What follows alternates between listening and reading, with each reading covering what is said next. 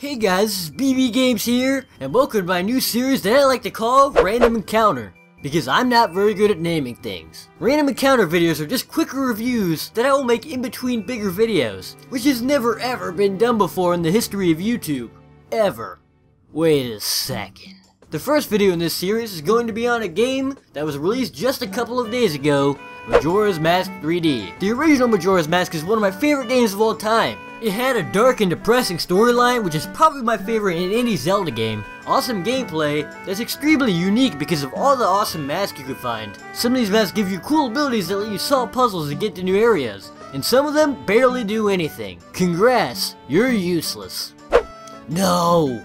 Shoo! Who told you you could come into my shot? You're scaring the 12.5 people watching this. One of my viewers is a porcupine, so I only count it as a half. There are only 4 dungeons in this game because there are a ton of side quests to do, like the Andrew and Kaife side quest, which is one of the best and most emotional in any Zelda game. 3 of the dungeons are just good, but the best one is the Great Bay Temple. Actually, that dungeon sucked. 8.7 out of 10, too much Great Bay Temple.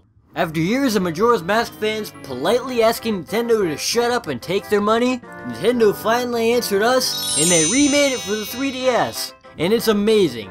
The core game is kept the same, keeping all of the elements that made the original great, but it also implements lots of subtle changes that make one of my favorite games of all time even better. Like the end of the world countdown being digital, which shows you the time down to the minute, instead of it just being an analog clock, which isn't as exact. And I'm sure some people can't even read analog clocks in this day and age. Being able to read the end of the world timer is kind of important because when the clock runs out, this thing falls and everybody dead. Letting the clock run out gives you a game over, but you can go back in time to the first of 3 days by playing a song. While going back in time, Link loses all of his main items except for masks and main items like his bow. He also loses his rupees, but you can deposit them in a bank to keep them.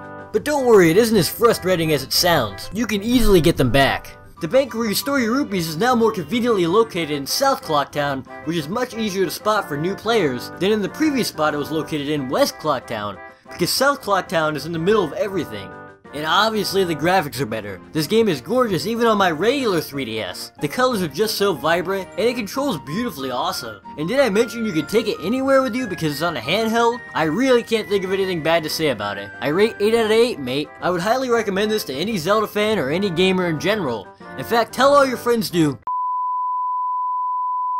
And this Skull Kid statue is awesome too. Good thing Nintendo released 7 across the US, so everybody that wanted one could get one. 5 of them were bought by some random guy in Iceland, but there were just 2 left for the fortunate buyers. But even if there were a couple people that missed out, at least they could go on eBay where the noble scalpers take pride in selling their products at retail prices.